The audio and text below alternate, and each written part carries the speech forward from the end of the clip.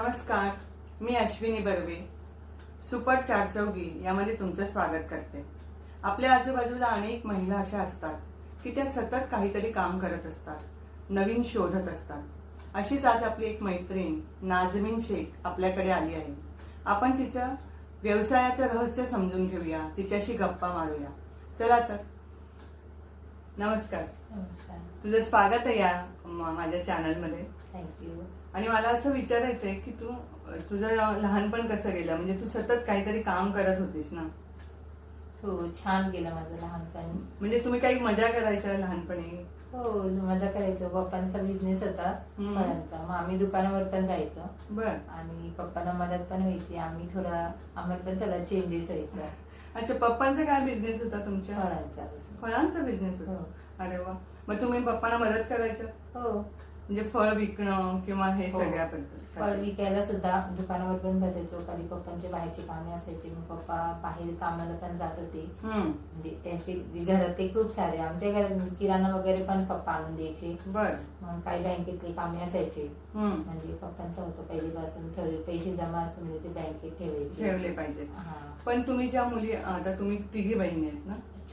चार बहिणी आहेत. पण तुमच्या वडिलांचं असं काही म्हणणं होतं का तुम्ही काय शिकले पाहिजे, कला असली पाहिजे, काहीतरी कला ठेवायला पाहिजे, म्हणजे मुलींच्या हातात निदान शिवणकाम तरी पाहिजे, किंवा एखादा काहीतरी जे तुम्ही घरी बसून करू शकता.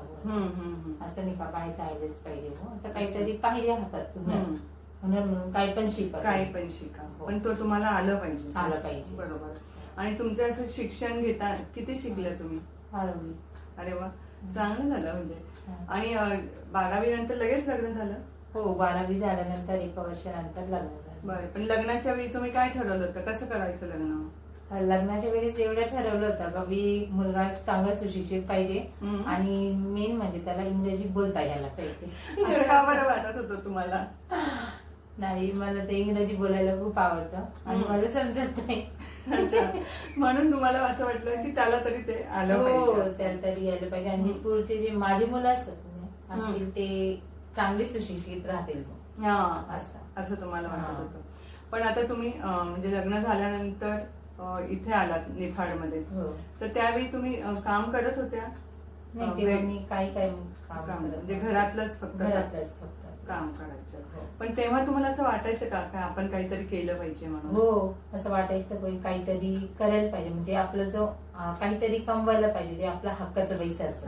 बरोबर. म्हणजे ते त्या पैशाने आपण फक्त स्वतःसाठी खर्च करू शकतो. मग तुम्ही काय केलं? मी त्यांना बोलायचे, पण ते म्हणायचे आता अजून मुलं लहान आहे, मुलांची जिम्मेदारी आहे तुझ्यावर, ती पहिले होऊ दे, नंतर काहीतरी बघू. अच्छा, तुम्हाला किती मुलं आहेत? मला 2 मुलं आहेत. काय करतात मुलं? मोठा मुलगा 12वी झाले आता सध्या त्याची, आणि लहान मुलगी ती 10 आता म्हणजे ती 9वीला आहे. अच्छा. पण मुलगा तुमचा कोणता खेळ खेळतो ना? हो, त्याला क्रिकेटची आवड, म्हणजे त्याच्या पप्पांना क्रिकेटची आवड आहे. त्याच्या पप्पांनी खूप लहानपणापासूनच त्याला 4थीत असताना त्याला क्रिकेटमध्ये टाकलं. आणि तो 6वीत असताना निफाड ते नाशिक हा प्रवास करतोय. बापरे. किंवा तो बरोबर येतो जातो, त्याची प्रॅक्टिस करत असतो. अच्छा. पण तुम्हाला असं कधी वाटलं नाही का की खेळ किंवा अभ्यास याच्यातनं मुलांनी एकच गोष्ट निवडावी, असं कधी वाटलं होतं? नाही, दोन्ही करायला पाहिजे. असं वाटायचं. कारण शिक्षण पण तेवढंच गरजेचं आहे, आणि क्रिकेट त्याची जी आवड आहे ती पण गरजेची. बरोबर. पण आता म्हणजे तुमचे मुलं मोठी झाली, मग नंतर तुम्ही ठरवलं का व्यवसाय करायचा? हो, मुलं मोठी झाली, मग तिचे पप्पा म्हणतो आता काही करू शकते का? म्हटलं ठीक आहे, करू शकते. बर. मग तुम्ही काय करायचं ठरवलं? मी म्हणजे खूप दिवसापासून सर्च करत होते निफाडमध्ये काय नाही. निफाडमध्ये मॅचिंग बांगड्यांचं दुकानच नव्हतं. म्हटलं मला काहीतरी स्पेशल करायचा. आमचा फिल्टरचं दुकान आहे, स्पेशल ऑइली फिल्टर. माझं पण असं होतं का फक्त बांगड्याच ठेवायचे आपण, प्रत्येक व्हरायटी आणि प्रत्येक कलर त्याच्यामध्ये. अच्छा. मी ते निवडलं. पण तुम्ही असं आता पहिल्यांदाच तो माल आणायचा आहे किंवा हे कसं, म्हणजे कुठून आणायचा, काय आणायचं, त्याचं तुम्ही शोधलं, कसं शोधलं? आणि मी मोबाईलवर बघितलं होतं खूप, म्हणजे जेव्हा आला ना आयडिया, तेव्हा मी मोबाईल मध्ये बघत होते. मोबाईल प्राबो बांगड्या कुठे स्वस्त भेटता, कशी हम्म. भेटता काय. मग एक दिवस मी असंच मुखरम बँगल्स म्हणून एक सर्च केला. मग तिकडे त्यांचा ते मी व्हिडिओ बघितला.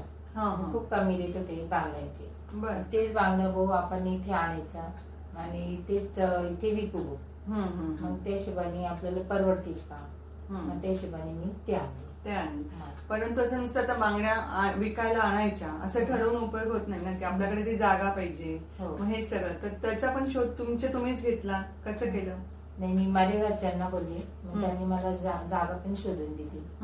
मग त्याला रॅकी वगैरे जे जे मटेरियल लागतात ते त्यांनी मला सपोर्ट केला आणि त्यांनी ते सर मला मदत केली. पण म्हणजे तुम्ही आता बांगड्या पहिल्यांदा ऑनलाईन मागवल्या होत्या? हो.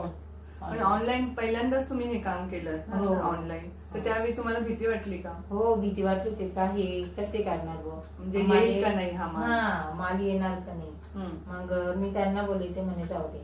पहिले मी 5,000च माल मागवला होता, पण ते ऑर्डर देताना झाली 6-7 हजारापर्यंत ते गेलेलं. म्हणजे ऑर्डर देताना तुम्ही तुमच्या आवडीचा विचार केला का लोकांच्या आवडीचा केला?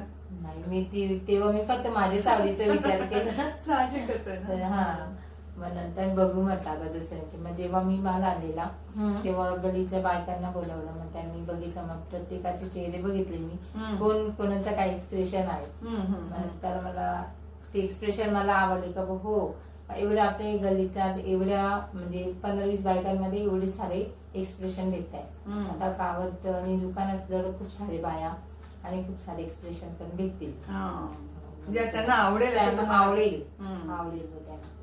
तेव्हा मला असं वाटलं का दुकान टाकायला पाहिजे. आणि माझ्या घरच्यांचंही म्हणणं असंच होतं का गो, तू दुकान टाकल्याशिवाय पर्याय नाही. कारण शॉप असला म्हणजे तेव्हा इथे घरात 4 बाया येतील, शॉप असल्यामध्ये 40 बाया येतील.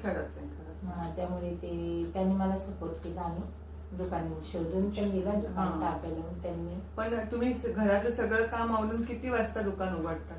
तरी 11 वाजून जातात. 11 वाजता. आणि 11 ते किती मग तुम्ही? संध्याकाळी 8 वाजेपर्यंत. 8 वाजेपर्यंत हे करतात. पण आता पहिल्यांदा तर तुम्ही ऑनलाईन माल मागवला, मग दुसऱ्या वेळी तुम्ही कसं केलं? माल स्वतःच आणला? हो. मग माझे नातेवाईक, मग काही यांचे मित्र मंडळी होते, त्यांनी बोलून चालू नाही का, मग कुठे माल भेटतं काय. मग आम्ही एकदा मनमाडला गेलो माल घ्यायला. मग त्याच्यानंतर मग आम्हाला समजलं का मनमाडपेक्षा नाशिकला पण आहे. मला नाशिकला पण गेले. मग हळूहळू असं समजलं का नाशिकमध्ये भरपूर महाग आहे. नाशिकपेक्षा स्वस्त आपल्याला मुंबईला भेटतं. मुंबईला गेले. मग आता मी मुंबईवरूनच माल. मुंबईला एकटे जातात? हो, एकटे जाते. क्या बात आहे. मुंबईहून कुठून आणता तुम्ही माल? याला CST. CST ला जातो. माझी मुलगी असती, तिला सोबत घेते आणि जाते. पहिल्यांदा जहार होती सोबत, जहार आणि आम्ही दोघी गेलो होतो. मग त्याच्यानंतर सदप असते, सदप एकदा माझ्या मोठा मुलगा आहे ना त्याच्यासोबत पण गेले होते. क्या बात आहे. पण आता तुम्हाला कळलं की कोणता माल कसा आणायचा. पण आता आपण माल आणला, वेगवेगळ्या सगळ्या गोष्टी आणल्या, परंतु आपल्याला अशी सवय नसते कोणाला काही विकायची. तर त्यावेळी तुम्हाला पहिल्यांदा भीती वाटली का? लोकांना आता बघतात पण कोणी घेतच नाही असं पण होतं. अशा वेळी तुम्ही काय केलं? स्वतःला भीती खूप वाटायची, पण ते चेहऱ्यावर घ्यायला नको. एवढी काळजी घेत होते. समोरच्याला समजता काय घाबरते, मग त्यांच्यावर दुसरेच हे होती ना. मग त्याच्यामुळे मी चेहऱ्यावर आणायचं म्हणून. आपण घाबरतो, आपण हे होते. कधी सांगायचे मी का मला भीती वाटते. मग काय करू ते म्हणायचे, काही मी होईल, हळूहळू तुला सर्व काही जमेल. पहिल्याच यायला काहीच होत नाही. बरोबर. कष्ट करावंच लागतं, बिना कष्टाचा काही मिळत नाही. खरंच. पण आता म्हणजे तुम्हाला समोरून जेव्हा महिला येतात किंवा बायका येतात बांगड्या घ्यायला, तर तुम्हाला कळतं का ह्या कोणत्या बांगड्या घेतील? हो. मग काही वेळेस होतं ना, पहिले मी एक प्रश्न असतो माझा का कशाला घालायची, तुम्हाला चुडामध्ये मिक्स करायची, तुम्हाला सेट करायची का तुम्हाला मॅचिंग बांगडी घ्यायची. मग त्या जर बोलल्या मला याच्यावर मॅचिंग पाहिजे, मग ते मी तसं देऊन टाकते. नंतर काहींचा असं असतो 2च पाहिजे, नाही 4च पाहिजे, मग अशीच पाहिजे. मग मी दाखवते त्यांना भरपूर नाही का. मग ते काही असे असतात त्यांना घ्यायचं नसतं, टाइमपास पण असतो. ठीक आहे, पण मी तरी माझा एवढा हे असतो का हो त्यांना मी पूर्ण दुकान माहिती सर्वच दाखवायलाच पाहिजे. ते नाही घेणाऱ्याला असं वाटतं काय काहीतरी घ्यायला पाहिजे. खरंच आहे. असं असतं. पण आता म्हणजे बांगड्यांमध्ये सतत फॅशन बदलत असते ना, हो.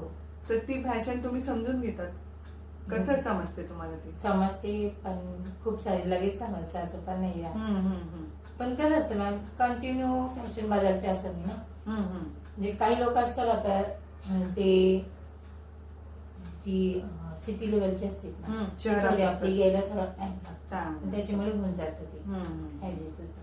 पण सिरियल मध्ये, सिनेमामध्ये असे काही बांगड्या दाखवलेल्या हो. असतात, त्याप्रमाणे लोक मागत असतील ना हो, बांगड्या. काही असतात त्यांना म्हणजे तीच फॅशन पाहिजे असते. मग ते आणून देते. म्हणजे आता तुम्हाला असा पूर्ण कॉन्फिडन्स आलाय की असं हे दुकान आपण आता चांगलं चालवू शकतो. हो. असं म्हणजे तुम्हाला चालवू आता शकतो. फायद्यात पण भरपूर येत असतील. हो. म्हणजे आता म्हणजे ते मी अजून त्याला जॉईन पण केलेलं आहे शिवणकाम. बरं, तिथेच ते बसून पण करते. हो, तिथेच बसून. म्हणजे कंटिन्यू कस्टमर चालतं असं नाही ना, मला बोर व्हायचं काम नाही. मग शिवणकाम माझ्या हातात असतं. मग त्याच्यामुळे म्हणजे तुमचे वडील म्हटले तसं तर हुनर आहे तुमच्याकडे. हुनर आहे माझ्याकडे. पंजाबी ड्रेस पण स्टिच करते, घागरा ब्लाऊज जे असतं ते कस्टमरचे जे असतं ते. अच्छा, म्हणजे ते पण तुम्ही त्या बरोबरीने काम करता. हो. म्हणजे तुम्ही स्वतः काम करून घराला पण हातभार लावतात बा, हे किती छान आहे ना. हो. मला फार छान वाटतं. म्हणजे एखादा व्यवसाय करायचा, तो ठरवायचा, त्याच्यामागे एक मोठं हे असतं, म्हणजे काम असतं, कष्ट असतात. ते कष्ट घेण्याची तयारी माणसाला असली तर तो व्यवसाय यशस्वी पण होतो. परंतु खूप वेळा असं लोकांना म्हणजे लाज खूप वाटते काही करण्याची. तर तुम्ही काय सांगाल महिलांना? नाही, लाज तर वाटायलाच पाहिजे. नको लाज वाटायला नको. नको. कारण जेव्हा आपण बाहेर निघतो ना, तर 4 जण आपल्याला काहीतरी बोलणारच आहे. हे तर आपल्या पहिले डोक्यात लक्षात पाहिजेच का, 4 लोक आपल्याला काहीतरी बोलणारच आहे. आणि फक्त आपलं जे ध्येय असतं ना, ते भक्कम राहायला पाहिजे. अच्छा, ध्येय सोडायचं नाही. ध्येय सोडायचं नाही. छान. मैत्रिणींनो, नाझमीन आपल्याला सांगते की आपलं ध्येय आपण सोडायचं नाही आणि भीती वाटू द्यायची नाही. लोक आपल्याला बोलत असतील त्याकडे दुर्लक्ष करायचं आणि आपलं काम सतत सातत्याने करायचं. अशाच वेगवेगळ्या मैत्रिणींशी गप्पा मारण्यासाठी, त्यांचे विचार ऐकून घेण्यासाठी आपण सुपर 4 चौघीवर नेहमी येत जाऊया. धन्यवाद.